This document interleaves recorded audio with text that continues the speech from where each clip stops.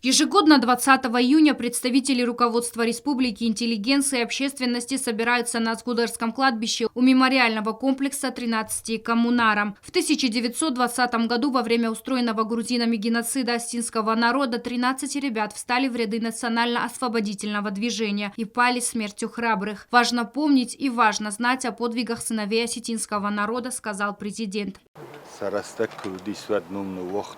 تخن وقتی کشت خوب منه افزونگ فسیلت نمخص سنومی قارودت دنچ بردر نی شمی سفیروخ کن ندارت در مختر قومک هست در تندفتم شمی شقای تارجینت در افدستوی نرازمه نخیستر فلتر تهوی روخ مکو. Президент также дал поручение соответствующим ведомствам благоустроить территорию мемориала.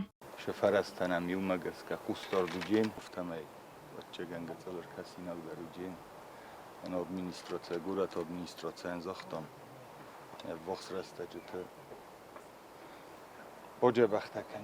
История Южной Осетии имеет много трагических дат. Расстрел 13 коммунаров – лишь один из эпизодов, который наглядно показал всю ненависть грузин по отношению к астинской нации. Однако, несмотря на все старания грузинских фашистов на протяжении десятков лет, Южная Осетия все же отстояла свою независимость, а жертвы героев были не напрасны.